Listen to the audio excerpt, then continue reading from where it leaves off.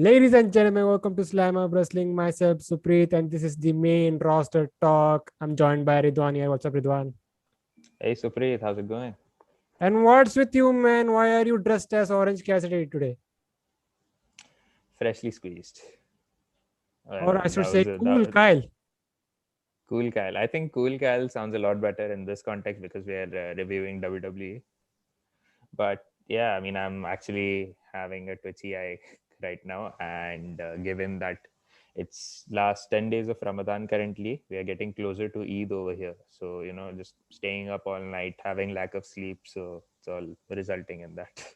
But it'll be fine throughout this. I mean, as we get towards this episode, it'll be fine. So, what do we have on this week's main roster talk, man? This week, it's been a surprisingly quiet week for pro wrestling, which I mean for WWE that referring to, and you don't really see it happening that all that much, right? As you can say, it has been a slow week. Quite slow week, so must be slow news day. Wink, Charlotte Flair. We'll talk about Charlotte Flair, man. But what you think about both Raw and SmackDown? I thought, Raw was slightly better. But Yeah, it was. SmackDown was certain. I think they went a little lazy with their show. Yes, there was a little dip in quality for SmackDown, which I mean, it's fine because it was a throwback edition, and usually these throwback episodes are just more of a ratings pop than than actual storyline build. Which to be fair, we did see a lot of storyline build this week, so that's a thumbs up. And for Raw, like you mentioned, it was slightly better than the past 2 weeks, and to me as a math expert I would say it was 20% better, but I'll still take it. It's okay. We'll talk all that. But before that, if you are new to this channel, then make sure to like, share, subscribe, do all that fun stuff. You can check out our previous content. Everything you want, everything you need, all in the description below. Go check that out. So let's start with the Monday Night Raw review, man. What did we have? And how about let's talk with the hot topic? Ah, Eva Marie. Oh my god, the evolution is back, as the evolution is happening, or don't know how she's calling it, but interesting having to see her back after what I think 4 years. The last time she appeared was when she got suspended for drugs. No, I think she got released. She did get suspended for drugs, like around when the draft had just happened. She was appearing, and then she used to chicken out of matches, and then she got suspended. She didn't appear at SummerSlam, and after that she did not appear at all until her release, so it was completely gone. But having to see her back, I have mixed feelings about it because one, I feel it adds a little bit of variety as someone, because I think her gimmick is just going to remain the same, being the diva who is just there because of her looks, and which isn't a unique trope in WWE, even Raw for that matter. But on the other hand, like it's Eva Marie, so meh. What did you think about her return? Uh let's be honest, man. It happened on a random episode of Raw. It was rumored, Yes. back in 2020, I think, that she was going to be back. But here you go. She has finally returned, and they're going with this evolution thing. I think Bruce is openly mocking the fan base here. Bruce Pritchard. That's the guy. That's the guy. But Pritchard. uh, so what do you think about her first run in WWE? It was dog shit, like on a more wrestling side of things. But her eventual arrival in WWE was for Total Divas itself, and from there she took up wrestling as a side job, if we are being honest in that case. But there was that initial awful run that she had, and she used to regularly botch names. Like she called, I think she was announcing for a 3MB match, and she called Ginger Mahal, calling someone Ginger who isn't even the Ginger of his own stable. And there were these litany of botches, and then she was moved to NXT for some seasoning. And I think she had a match with Bailey, and it was heavily rumored at the time that she was going to become NXT Women's Champion, as like a big fu to the whole Smark fandom, which thankfully didn't happen at that time. So I mean, it was what it was, largely on the negative side of things. But I don't know. As a return, I think that there is something up her sleeve that WWE is trying to profess. Like they are trying to experiment how well could she fit in the current WWE landscape, or maybe she might have a bit of a managerial role. As there is this rumor that this guy named Parker Bodo in NXT, this huge 300 pound guy. So he's been regularly training with Eva Marie. Like it's just a speculation that I'm addressing. And there are these huge ass rumors that he might be skipping NXT entirely and going to the main roster, while Paul Heyman has also endorsed the guy. So there could be something that we are looking at. Yeah, I think a managerial role would be far better. Yeah, and besides this guy, I don't like on the current roster. I don't see anyone really, who would use her managerial services. And You could you how you good of you could do Angel Garza. nah, like of course she has the looks for Angel Garza's charm, but I think Angel Garza would be better on his own. And we'll talk about Angel Garza as we review Raw. Yeah. But I think at this time we should go through and give. I think see this entire thing with an open mindset. If she is wrestling, she might have gotten better slightly, but I I I, have s- no I hopes. think. But at the end of the day, we could agree that a managerial role would be far better. Yes, and I feel that that's the direction that they might go for, and if it happens, it's good. But how they do it, it remains to be seen. Like how you said, with an open mindset, and I would like to keep it that way, but I never keep my hopes with WWE, so that's that. One last about the Eva Marie situation. Is this WWE going backwards? Backwards, I mean to the Divas division. They've been trying, I mean, in the modern era, like since 2016, 2017, they've been trying so hard to have that diva flavor on the whole women's wrestling thing, to just to offer a bit of variety. They tried with Eva Marie, the original. They tried with Emma Lena, and they tried with someone else in the middle as well. I can't Mandy recall, Rose. but yeah, a little bit. They did try like a little bit, like God's greatest creation something. And they were doing that until the whole Otis storyline popped up. But yeah, you're going back to square one in this case. And given the backstage personnel currently, we might be heading maybe 10 years back. Bruce Pritchard and You stole my stick, John. man. You openly stole my stick. Thank you. And we have Johnny Ace, who's the head of talent relations right now. So that's a lot of us backwardness to fathom.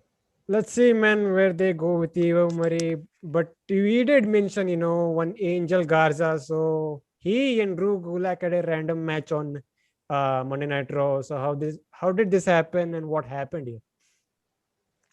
So like this was in a random middle of the show because Drew Gulak apparently said Angel Gaza doesn't have fire in him. Like and they have a random match. But is Drew Gulak a heel or a babyface?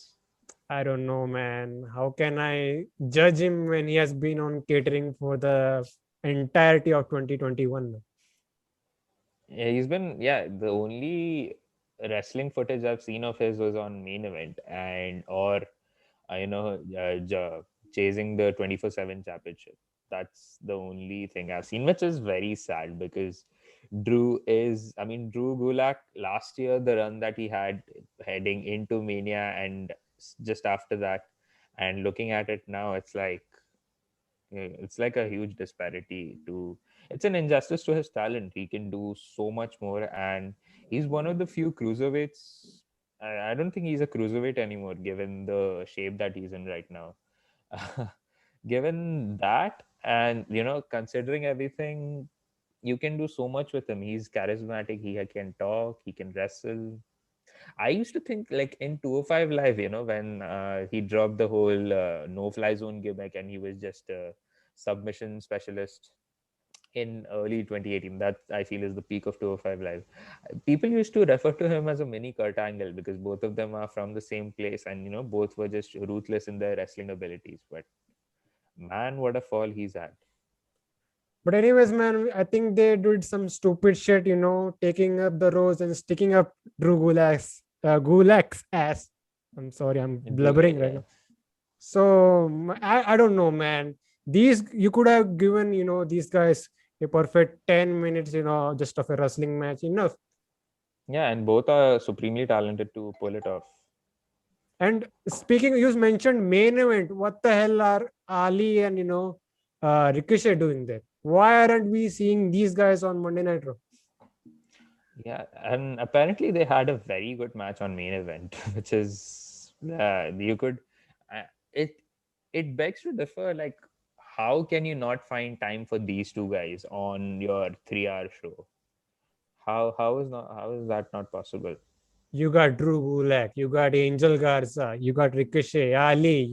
These guys are, you could make these guys on, the you could say some contenders of some sort for that United States Championship.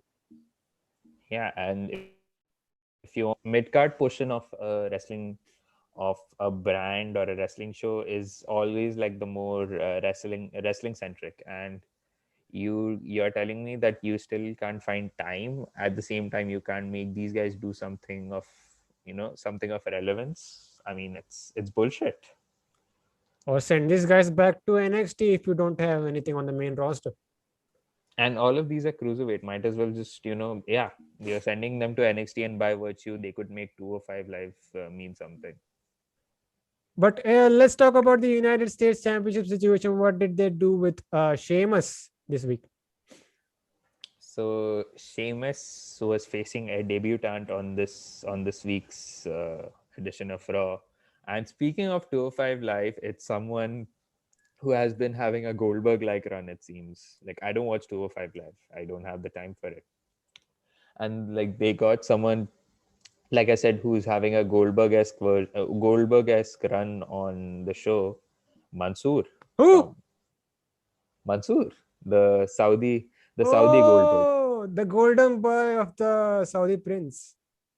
Yes, the guy who has like who's contractually obligated to wrestle twice in Saudi Arabia and win all the time. But to be fair, he's genuinely talented, and it's like, I just noticed when Mansoor popped up on the show, you have like a huge ass Pokemon evolution on the show of people who look eerily similar. There's Mansoor, his evolutions Mustafa Ali, his evolutions Elias, and his evolutions Drew McIntyre, the final form. So This is some weird shit. talking about Mansoor, did he do anything of value on Raw? Not really, just kind of jobbed out to Sheamus after Humberto Carrillo interfered. So Do you mean the streak what is over? I think so it is, and yeah, it's by disqualification. They already botched Mansoor then. Yeah, and given like there's a surplus of talent anyway on the show, And again, this guy is just going to get lost in the shuffle, which is very sad because he is, I mean, from what I've seen and given his run on NXT, like slight bit, Did even on this guy Pro, even have a run on NXT? like he was jobbing out, but he was making the most out of his time. And as an internet presence, I think, I mean, he did have, like, he had a few matches, and he had this gimmick before he signed for WWE as someone who's pretentiously 17-year-old. And like, suppose if he used to wrestle a tag match and he used to tag himself in, so there was this joke that he's not a legal person. So they had that thing going at that. And he was wrestling under the name of Manny Faberino. And he was doing something of note. Oh, and also fun fact, have you played 2K19? I don't think so. Yeah, so for those of you who've played the story mode on 2K19, so he was the antagonist, semi-antagonist of the story. Like, he voiced the character named Cole Quinn. So that's another fact for you for the day. But let's talk about his TV presence, man. But like you were pushing this guy heavily on those Saudi shows, and you And couldn't even 205 figure out something. He was on NXT. Couldn't even presented him as a big guy, big presence on that NXT show. Even. and you've already watched him a little bit. I don't know, man. But let's talk about the meat of the situation here, because this was just an angle to flare up between Sheamus and Umberto Carrillo. So he gets his revenge on Sheamus as well. So he's got two on Sheamus's one in terms of standing tall on of one-upsmanship.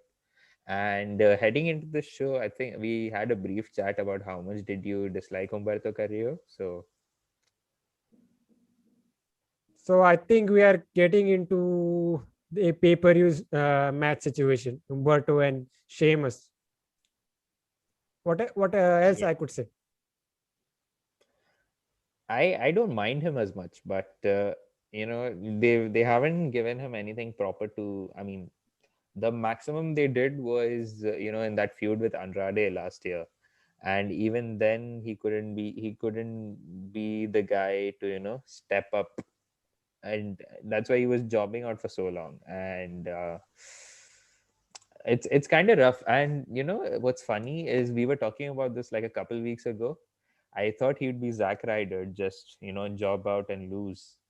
But we are actually getting a pay-per-view match between Sheamus and Humberto Carrillo, which is weird, because you really have better people who could wrestle Sheamus on pay-per-view. But here we are.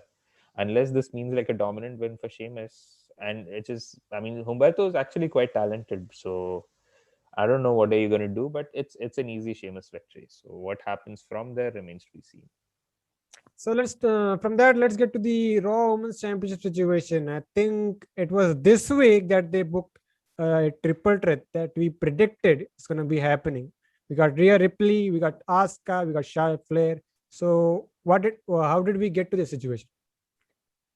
So just before the show, they announced it on social media that Rhea Ripley and Asuka will be having a WrestleMania rematch on WrestleMania Backlash. There's a lot of WrestleManias here. And Charlotte Flair demands to be in the match, as she is, like, her gimmick is literally being an entitled brat. And she defeats Dana Brooke on this week, and Sonya Deville just inserts her into the match. Like now this angle is definitely leading somewhere, as Charlotte, being the entitled brat, has an authority figure in her back pocket. And there are actually, like, there are some positive steps to this, in terms of building interest.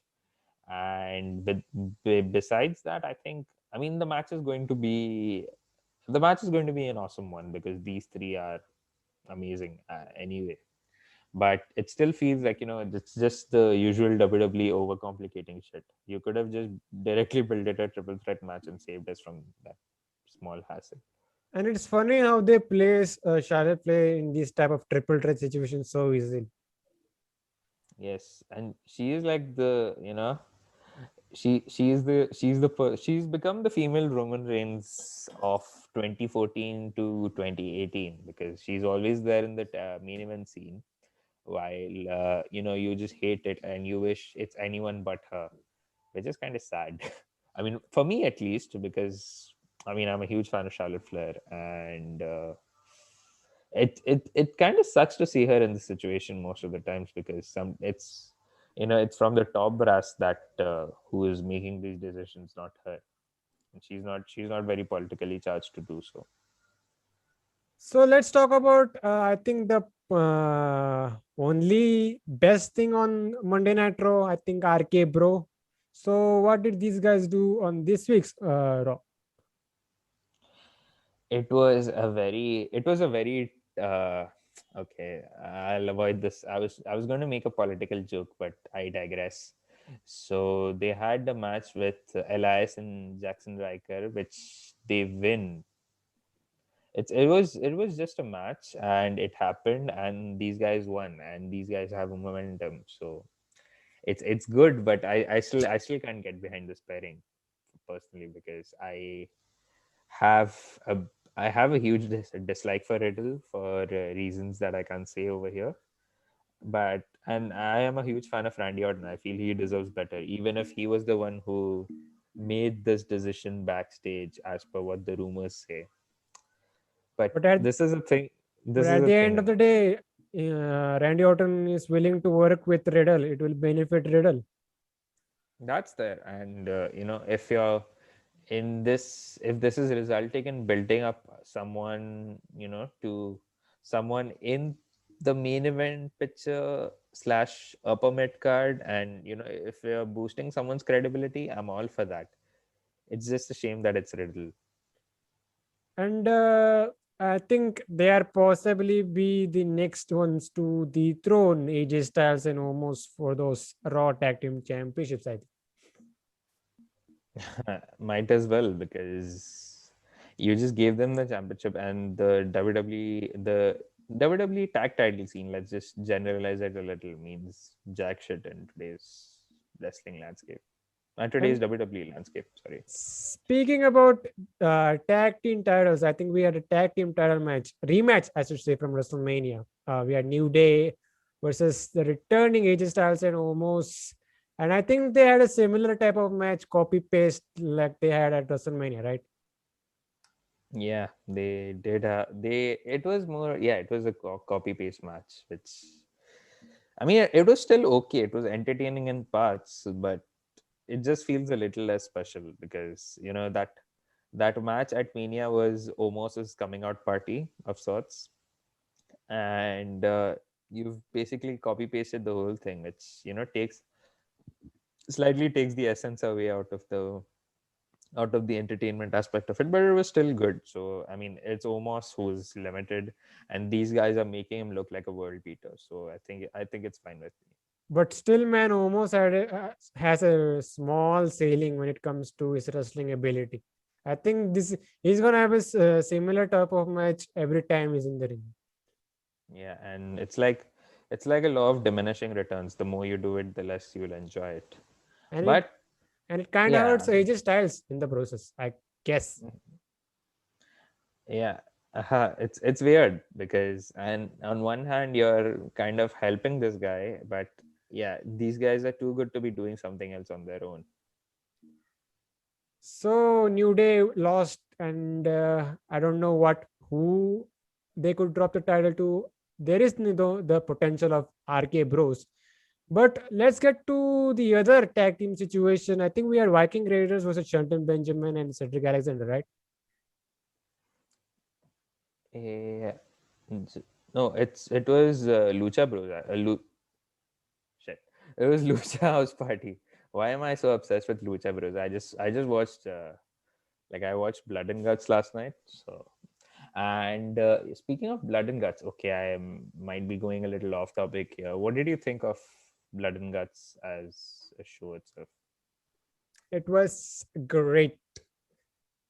I will say that. I, I enjoyed it so much. I've been watching AEW mainly, just for my enjoyment. It's like one of my few favorite things right now in wrestling. So like it's good with me, and I have a lot of positive things to say about AEW, which will take over most of this podcast. But that's a topic for another day. Let's just keep that. So let's So let's get back to our least favorite things, and that's the WWE Tag Team division. So what happened with Cedric and Shelton? so, so these guys, I didn't know that Lucha House Party were on Raw, or were they? Because I remember they were on NXT. They were part of this Dusty Classic, and I remember Lindsay was fighting for the Cruiserweight Championship, wasn't he? I think that was a one-off. I think Triple H gave them the permission, and they did the stick tag team classic. Right. I mean, they themselves are like, you know, they are short. They are a bit short of tag teams, so might as well do that. But speaking of Lucha House Party and Cedric and Shelton, so there is another L for Cedric and Shelton, and now they're going their separate ways, which is a very sad end to this tag team. Like how they were relevant in the Hurt Business, then they got kicked out of the Hurt Business, and then there's a nosedive in relevancy for them. Damn sad, right? This is some bad booking right here. And guess who's doing that? Bruce Pritchard. Bruce Pritchard. Bruce But Pritchard, man. so who? I don't know, man. Who's gonna break out from this now? Who's gonna break out? Cedric. No one. It should be Cedric, but it's going to do jack shit for both of these guys, because both of these guys are going to be on main event wrestling each other for like 6 weeks, and then we are going to forget about them entirely. And if they make it till next summer 2022, these two will be the lead guys in the next budget cut. The next budget cut, And it sucks to be Shelton Benjamin, right? Like I think he's going through the same situation that Mickey James went through. Like everyone wanted them back here, but when they got here, their hype was here, and the booking, bad booking happened, and their stock level went from here to here. it was, I think there was an interview that Mickey James did like in the past week after the whole trash back incident. I think it was with Renee Young. I'm not quite sure actually. And she addressed this like in capital letters that ageism is a thing in WWE today, which is sad. No, no, no, no, You no, no, no, wouldn't. no, no, no. It's not sad. It's weird. I feel it's sad, but continue. Lead me on this. If you are having problems with ageism, then why are we getting Goldberg back? That's there. And even like most of the top stars on Raw are quite old. AJ, most of them are in their mid 40s. There's AJ, there's Lashley, MVP if you want to count, but I think, it's Randy Orton. Randy Orton's also above 40. but it's no surprise, they don't build new stars. I think I should rephrase that. They don't push new stars.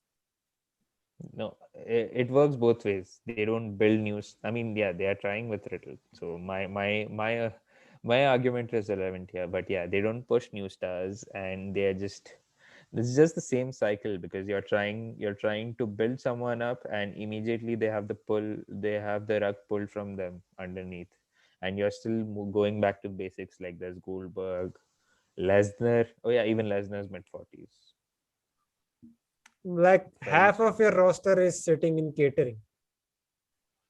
and you don't have anything for them, like anything good, because if you want to say like anything, there's Chad Gable becoming Shorty G, so I don't want to go back to that dark timeline. So I think we covered in the entire tag team situation for this week's Raw. What else do we have? What is going on with the WWE Championship? It's funny that we are addressing this at the end of, I mean, somewhat at the end of our review, because most of the times we start with that. So there was a match like that was announced after the whole Rhea and Asuka announcement for Backlash. They announced it on social media that Bobby Lashley will face one of his opponents from the triple threat match on Raw. It's okay, but it we tune into Raw and we find out it's Braun Strowman. So you could have just announced it directly over there. So it's Braun Uh, Strowman versus Lashley next week or this week? What happened? no, it's this week. So Braun and Lashley face off, and it was a solid match because I mean both of these guys have a good chemistry between them, and yeah, it was a good match, and it ends with Drew laying out both of these guys. And next week now we have Bobby versus Drew in a singles non-title action. So It's non-title, right? yeah, it's non-title. It's fine, but you know, And when is sometimes backlash? When is backlash, by the way? it's in it's next Sunday. It's not this Sunday. It's I mean tomorrow. It's not tomorrow. It's Sunday So or next Monday week, morning for us. next week is the go home show, right? Yeah, next week is the go home show for Backlash. Like I'm thinking about it, like the card here about WrestleMania Backlash. I think there's not even one match that I'm genuinely interested about. Most of it are reruns of WrestleMania. Some of them are like the original plan for WrestleMania. That was the triple threat for this. I'm just going through the card right now, so just hold on. Bianca and Bailey seems like a fresh match, and there was another match that was built on SmackDown. Even actually the tag title match. Actually, if you see, most of these matches are kind of fresh, but it's still like they've I don't want to say they failed at generating interest, but it just feels weird because with the booking that they often do, you don't really have much expectations from the show, which weirdly works in their favor because the pay-per-views have delivered mostly since the pandemic era happened. Like you expect very less heading into the show, and the pay-per-view automatically delivers. So that's a weird formula, but I can respect that a little because if at the end of the day it's the pay-per-view, that's your main selling point as well. But let's quickly get to SmackDown, man. This week was Retro SmackDown. But these guys, Throwback. yeah, we were expecting from the last week, we would get the fist and we would get and I don't be denied. But there was nothing here. Yeah, they did that. We did get the face, but it was some graphic shit. And they gave us some, a throwback of a main event set. Nothing special here. And we had, the commentators. It was choreographs. No, it was Michael Cole and Pat McAfee dressed all retro. I think Cole was wearing, a throwback shirt of his from the 2000s, and we had the referees wearing a SmackDown custom SmackDown referee costume. Nothing That much, was man. good. Nothing much. I'll just the inner wrestling critic in me had my OCD in overdrive while I was watching the show, but it was an okay show that just happened. And usually, like I mentioned earlier at the start of this episode, that throwback episodes are more of a ratings pop than actually having some built in storylines. But they did a fair bit of that on this show. But while I was, like I said, my OCD was tingling because the logo that they used for SmackDown was the Attitude Era one, when SmackDown actually began. SmackDown Fest didn't actually come up until 2001, when they had the Beautiful People intro, and just after the Attitude Era, actually, when they during the invasion and heading into the Ruthless Aggression era. That's when the Fist came big, and that also had a bit of storyline That also had a bit of a storyline reason, because you remember this iconic moment when Rhino spears Chris Jericho through the Ovaltron. Yes, yes. So that was a thing because they broke the Ovaltron, and hence the SmackDown Fest came in. It's and I was like I said, my OCD was tingling when I read like everyone's calling for the SmackDown Fest. Hell, even the SmackDown on Fox Twitter account, which I was like, dude, just get your history right over here. But even if all that petty reasoning aside, the set was okay. The fist was comical. I think that's what the fans deserved for expecting too much. And it's WWE. You never expect too much from them. But it was a good throwback to see like the referees in that SmackDown shirt, and Cole and Pat McAfee. Shouts out to Pat McAfee, who was trying to impersonate Vince McMahon throughout the show on commentary. Which And doesn't Michael, make sense for a retro SmackDown.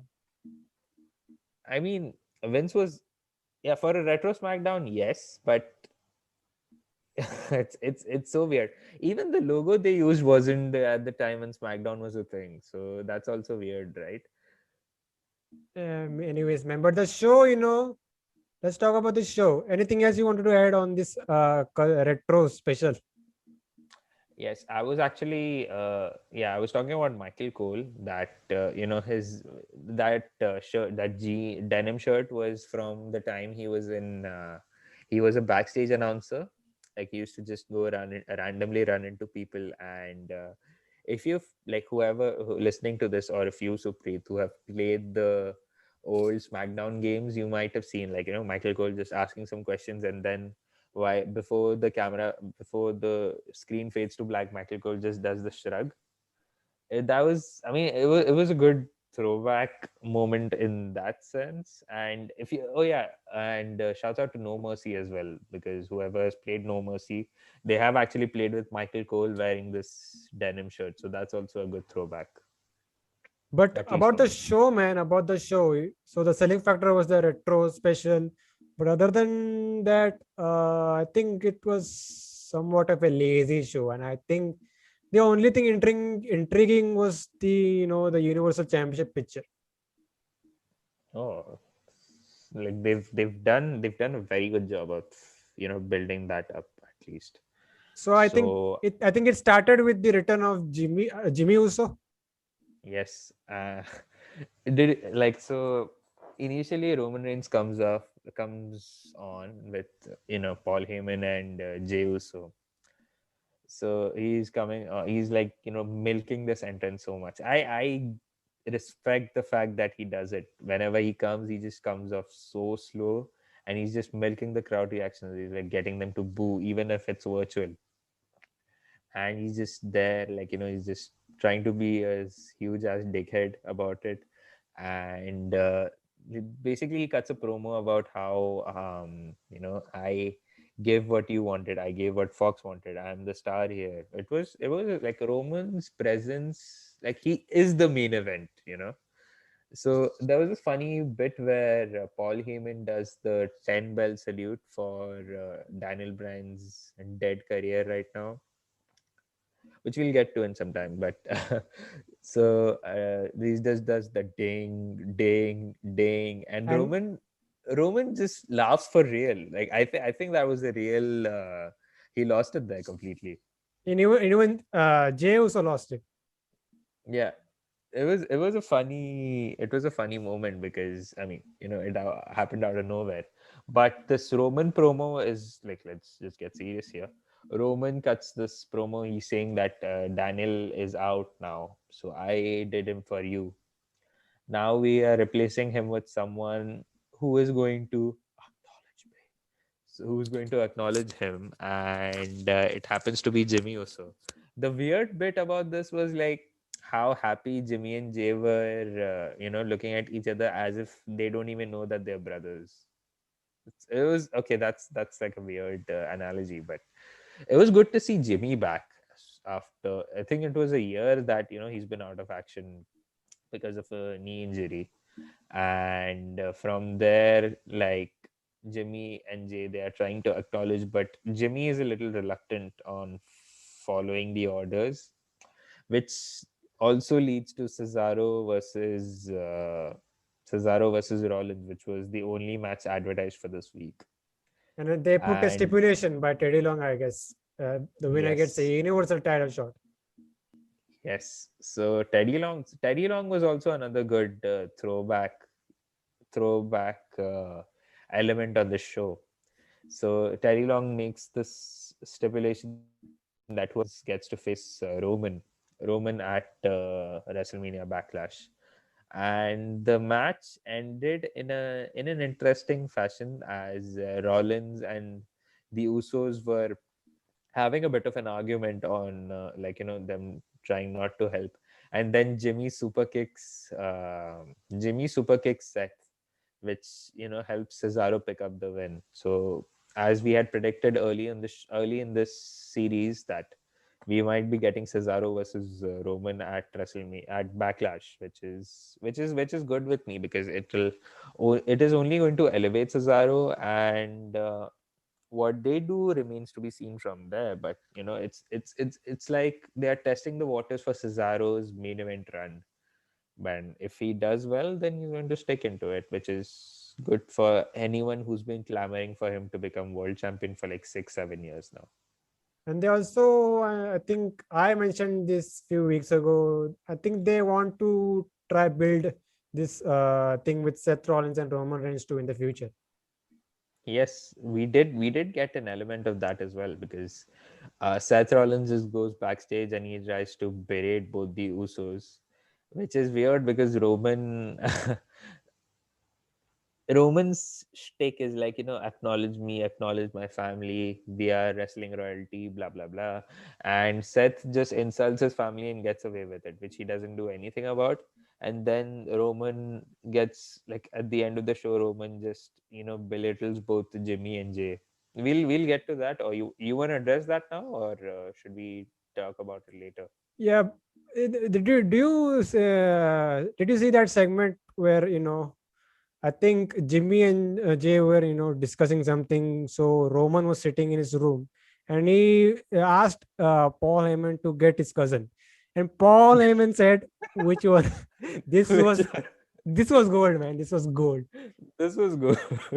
Like, there's something serious and you just sprinkle a tiny, like, 0.5% of humor, it still works in any form.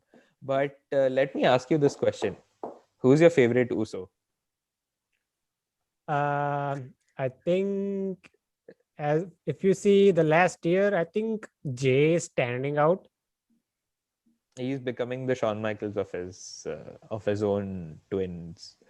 But it's I mean, as individual wrestlers, during their peak tag team run, I used to prefer Jimmy because he was more of a well-rounded wrestler.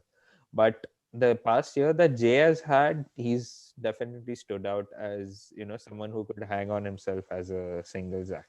And given the year that he's had, I feel he's due for an Intercontinental Championship run too, because he's been that good.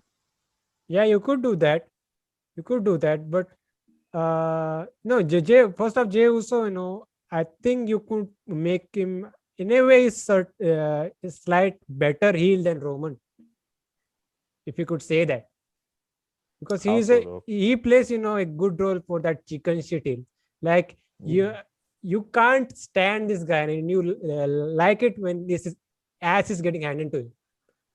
Yeah, I mean, he's the guy who's taking the fall for Roman anyway, and Roman has that, final boss godlike character. So you need to have someone who's taking the bullet for him. So in that case, he's doing his job. But the eventual turn that, both the Usos are going to have on Roman, it's going to mean a lot more. But it still feels like, Jay, with the run that he's had over the past year, and he's going to be slotted back into the tag scene, even if the tag scene needs a huge refresh, and if these guys are winning the tag titles and Roman's doing, like, Roman's the universal champion and these guys are ruling over SmackDown, it's going to be amazing. And I think they are going to repeat the same thing with Jimmy this time. They did the thing with Jay. Now they're gonna do the same thing with Jimmy, I guess. So let's see, man. That's Let's what see, they're man. doing. I think in this entire show, I think we got three stories here. We got the one with Cesaro. They, I think, teased a potential, matchup slash storyline with Seth Rollins, and we also have the situation with Jimmy Uso. So some great stuff here with Roman Reigns here. Yeah, true. I mean, this is the main arc in on SmackDown itself, and they gave they gave a very good amount of time building this up. So in that case, it's like double thumbs up from me, like the Orange Cassidy one, since I'm dressed as Orange Cassidy over here. But they did tease, like you mentioned, Seth versus the Usos.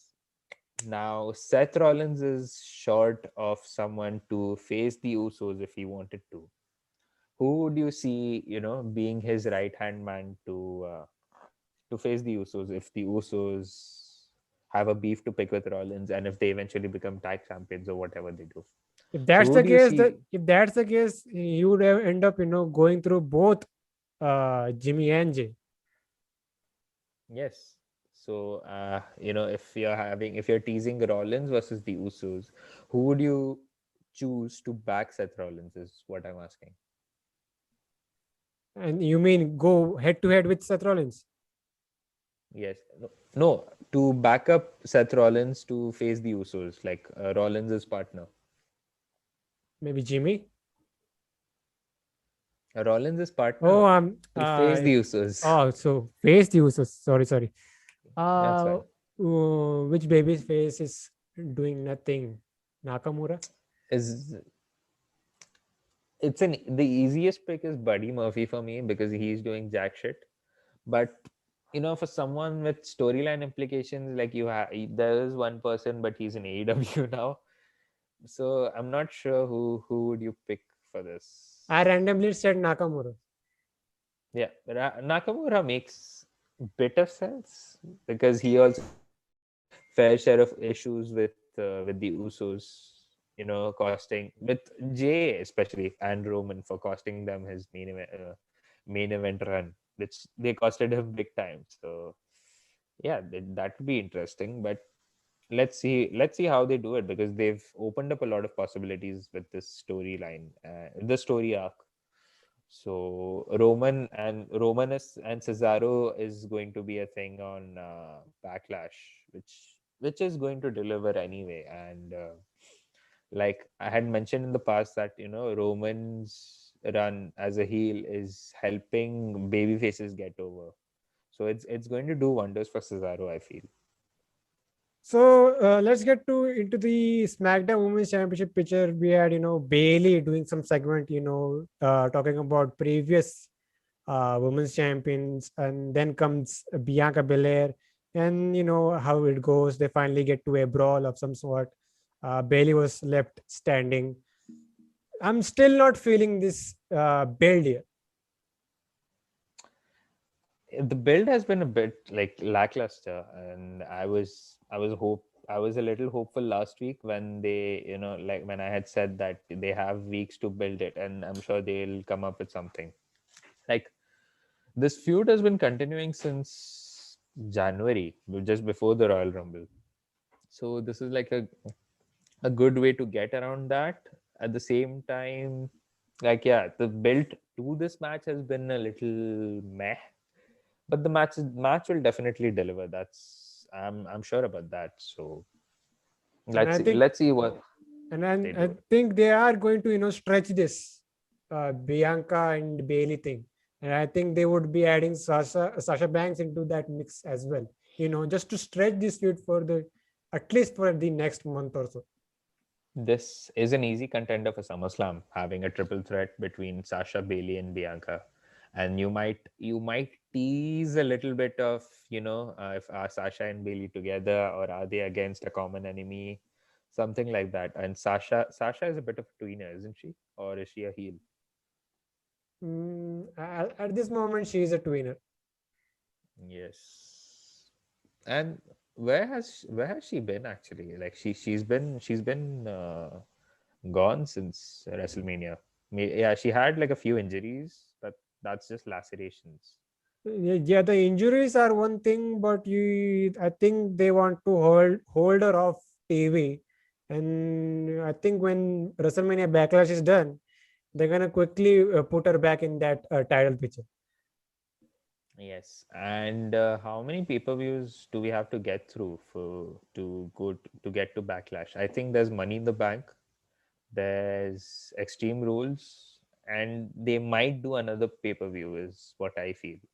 But for that, if Uh, it's just and there's yeah, continue. also the possibility of, I think Russell Wood's Twitter account said that SummerSlam, they are first off looking for certain locations. Obviously, fans are going to be backed, but there is a possibility that SummerSlam could happen very sooner, maybe in July or something.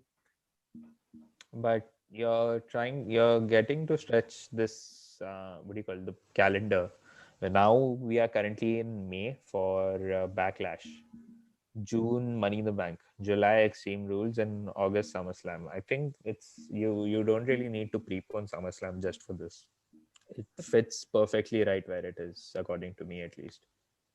But yeah, man, SummerSlam will be, getting fans back, and I think there is also the report that they are moving out of Florida.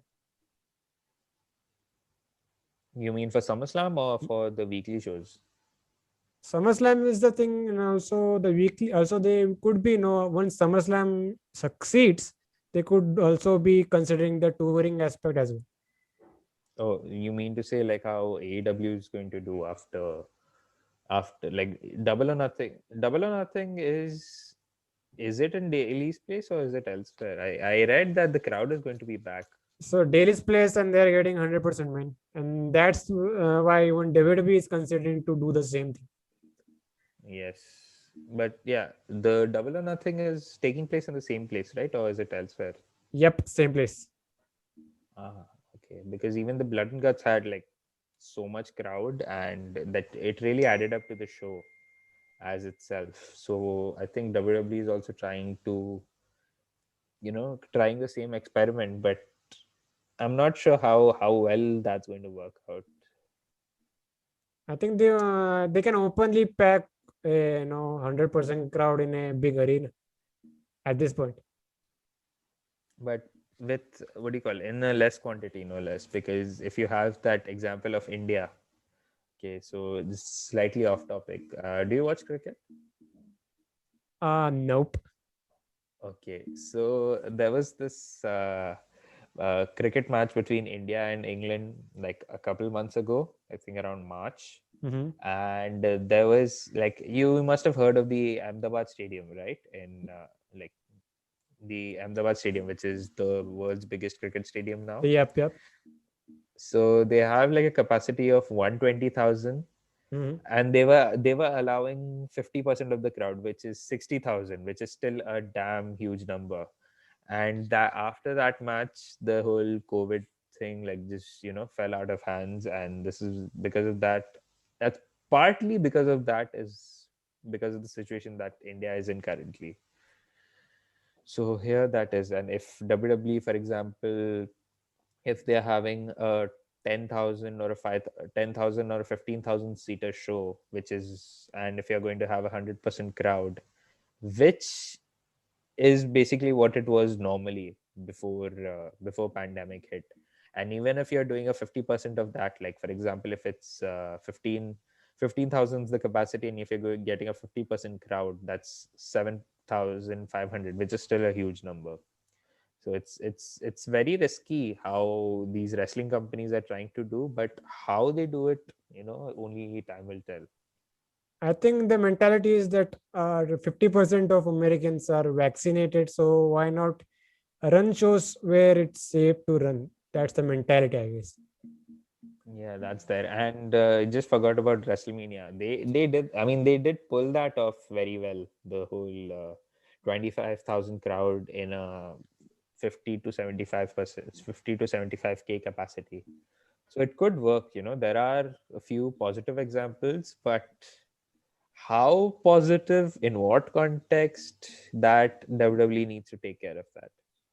I think they could hesitate it a little bit and just put uh, 50% or 25% capacity audience in a arena, be it closed Yeah. or a open stadium of some type. Yeah, but SummerSlam's been taking place in, like, these normal regular arenas. They haven't really taken it big with stadiums. The only non-WrestleMania show that they have taken it to stadiums was Royal Rumble. SummerSlam has happened in a stadium that was before 92. the. Yep. But this year is a perfect opportunity to a stadium SummerSlam. Yes, if they're still following the social distancing protocols. But let's see where it goes, man. I think we forgot about Daniel Bryan. So this guy's contract has officially expired. No word is Yes. he going out, or is he waiting for the right time to disappoint the IWC and just resign? I feel this is where the whole direction is heading towards, because Daniel Bryan, he's teased it that he wants to wrestle outside. So, but in today's day and age, and with the reasons that support it, just feels too good to be true.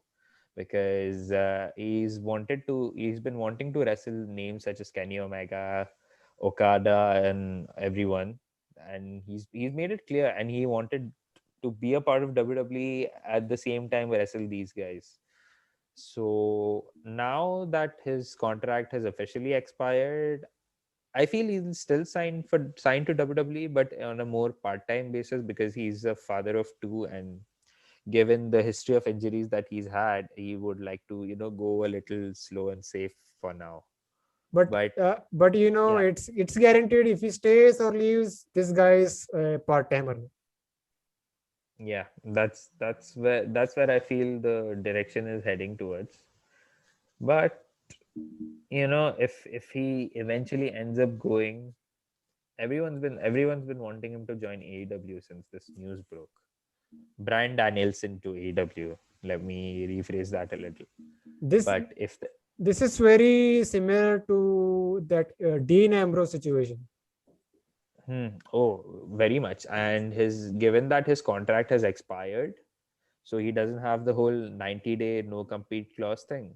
So he can just show up anywhere, anytime if he chooses not to resign with WWE. Let's see, So man. he be, Let's see. Some interesting situation with Daniel Bryan. We talked about briefly last week. The possible dream matches, the possible companies he could say. Let's see. Let's see where it goes. yes. But back to SmackDown, man. We had Dolph Ziggler versus. It was supposed to be Rey Mysterio, but we got Dominic instead, right? Yeah. So this match happened. Just one moment. I'm just referring to my notes here. So yeah, it happened that it was supposed to be Ray, but it Dominic got the match instead, and it was a good. Speaking of throwback attires, it was a nice little touch from Dolph Ziggler. He threw back to 2016 with his black tights. Oh, I didn't So notice that. whatever counts, right, at this point.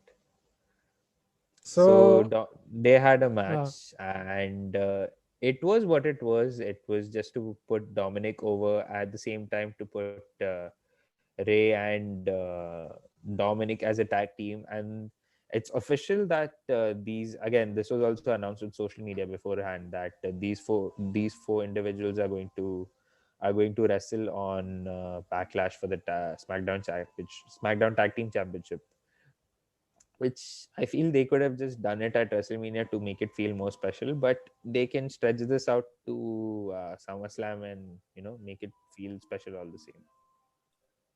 and I think this is the time that they finally get the titles on Dominic and Rey.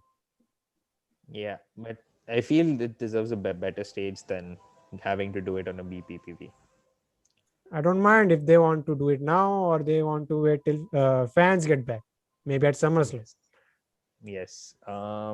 So I believe that this thing would mean so much more on doing it on SummerSlam if they, stretch this program out, or if they add another tag team in the picture, which could be the Usos, or if somehow somehow in some form or fashion, if this also opens up another avenue. I feel that Usos could basically, stake their claim, beat up Dominic and Ray before the match, and wrestle Rudolph, as I would like to call them, wrestle them, and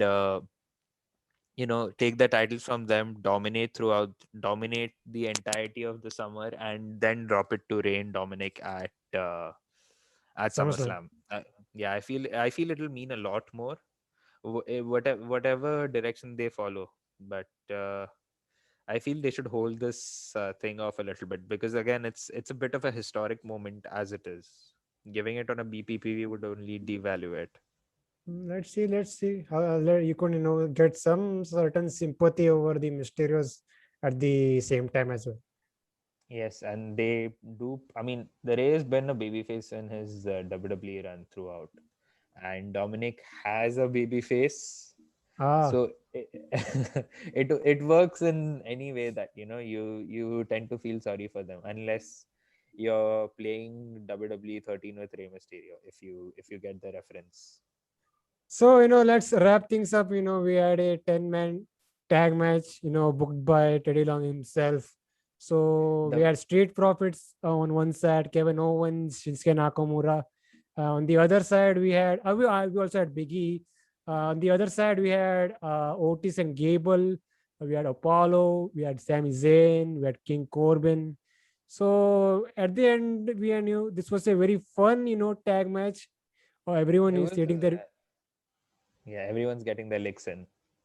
So at the end, we saw Nakamura taking the pin, King Corbin hitting, the end of days, and that's it. So the main, story was, the situation with the Intercontinental Championship. I think Street Profits, were, just secondary here. So I think everything is building towards that potential fatal four-way at Backlash. Yes, which is going to rule. They're going to follow the same concept like they did at Extreme Rules 2016 with Cesaro, Miz, Owens, and Zayn. Replace them with the Big E and Apollo, and you're still going to get an amazing match anyway. But speaking of this match, it was a fun tag match, like a multi-man tag match, as how it was a normal TV match, and everyone's just getting their licks in, just bing bang bada boom blah. So they it was a very fun match, but interesting to note that Corbin was the one who got the win, pinning Nakamura. So is that a feud that they're building towards, or what do you think? I think How is they this could going? do. I think they could do better than King Corbin. Nakamura deserves better. Nakamura has been deserving better since the time he got cucked by the Usos and Adam Pearce heading into Royal Rumble. But speaking of that, I don't think if they're going towards a Corbin versus Nakamura feud, it's not going to benefit anyone. And they tried that in the past in 2017 when Corbin was the Money in the Bank holder and Nakamura was a star. They Both of them ended up looking like chumps outside of that feud and heading into their respective feuds, because I think Nakamura had that feud with Jinder for the WWE Championship, which he got jabroned out big time. And Killed him. Corbin also, yeah, it killed Corbin, like it cut his thing from underneath when John Cena made him like John Cena emasculated him in front of the live audience. So But that by happened. the way, why is he still going with the King of the Ring gimmick? Just drop it. Yeah, and he's only doing this king shtick when he's wrestling. Outside of it, last week we saw him in a Hawaiian shirt and that fedora. Cap or hat or something like that. Yeah, it's called a fedora. I didn't know, man. I didn't know about that. But anyways, So, man, let's just drop the King of the Ring gimmick. Even Shortage is being called Chad Gable. So why aren't you not getting rid of this Burger King gimmick? Burger King. Was he called Burger King during his run? I don't I seem to think every recall. King of the Ring has been labeled Burger King thanks to Jerry Lawler. Jerry Lawler, yes. Shouts out to that feud, man. That feud was great. Bret Hart and Jerry Lawler. But So yeah, Nakamura deserves better, man. Nakamura deserves. Put him in some meaningful feuds. Yes, maybe you could make that a 5-way and have Nakamura in that IC title match. Not I'm even just, the I'm just. IC title, man. You can easily put him with Roman Reigns. Yes, if you're.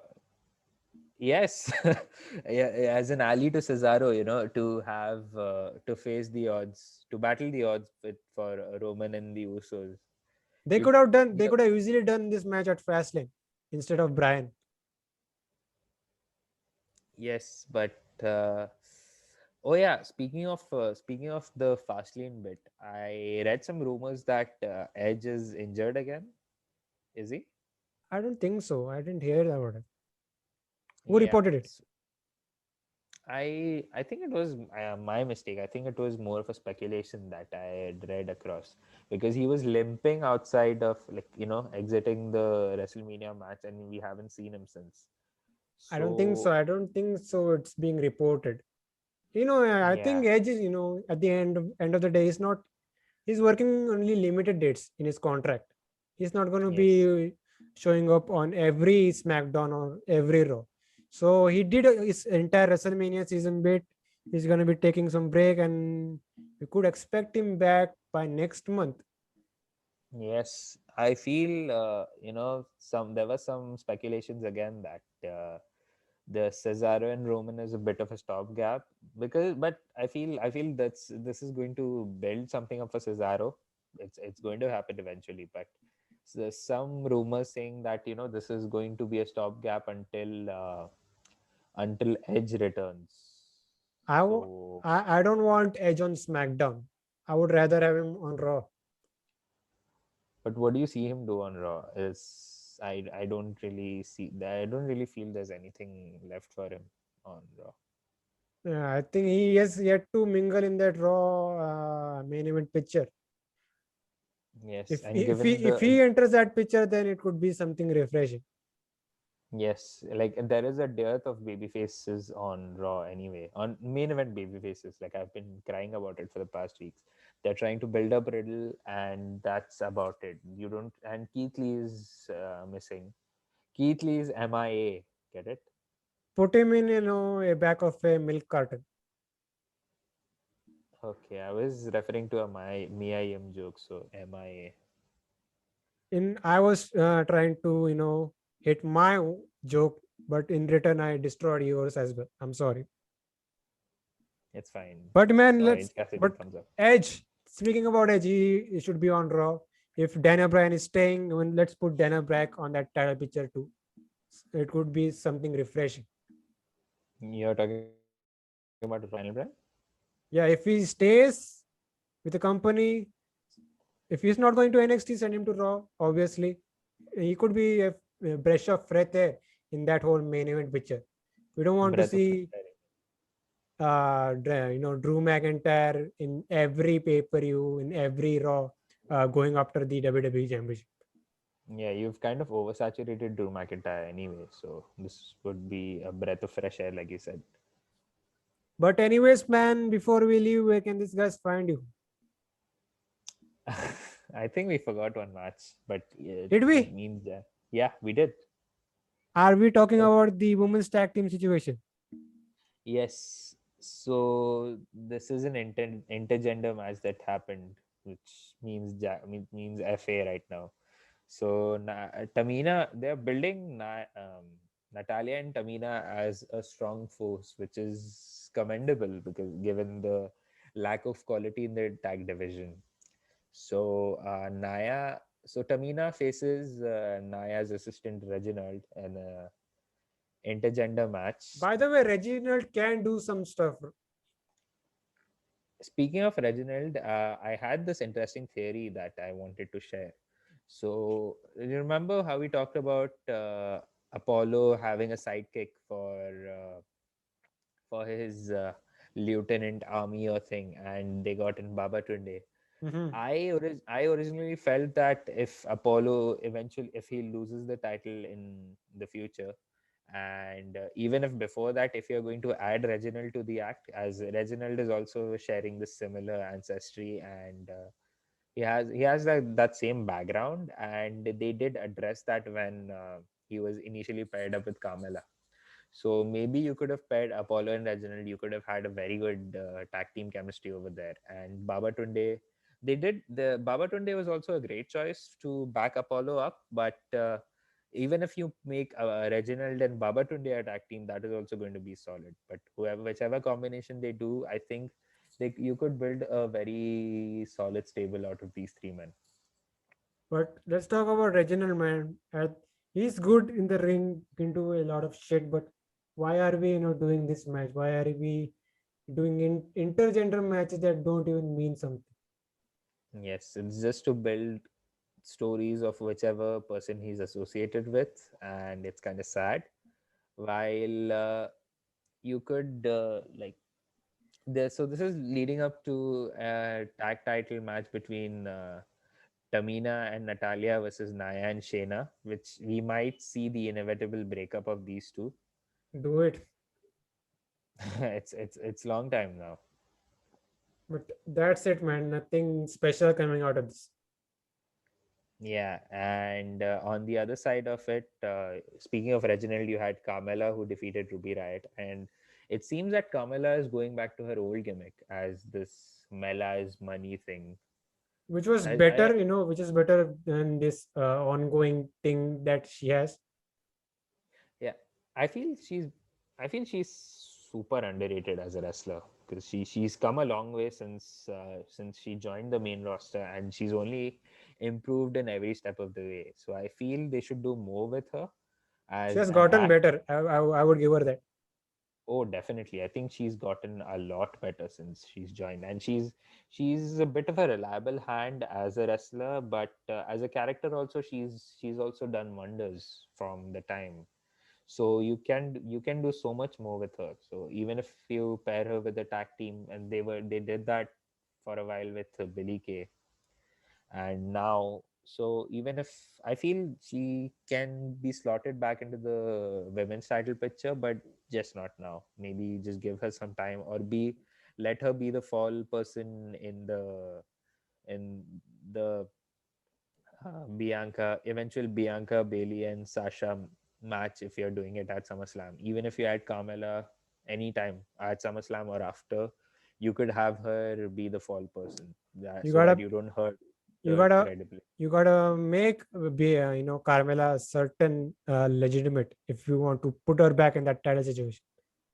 Yes, and you can do that slow and steady right now, like her win with over Ruby Riot, and you can have her defeat jobbers or any enhancement talent from NXT come up and take the loss. Like whoever's in the performance center, to be more precise, and have Carmella look strong, and you can slot her back in the title picture, so that it works that way for me as well. Let's But I see. feel Let's that Carmella, she should be doing a lot more than what she's given right now. let's see, man. I think building and making her a little more credible would be better choice as of now. Yes, that's for true. So before we leave, man, where can these guys find you? So you can find me on Twitter and Instagram at rid_aman. And if you're watching this in video form, you could see the username above my messy forehead. So the So Orange Cassidy. you can find Slam of Wrestling on Twitter at Slam of W, Instagram at Slam of Wrestling. You can catch the audio versions on Anchor and Spotify as well. So this was the main roster talk, and see you guys next time. Ciao.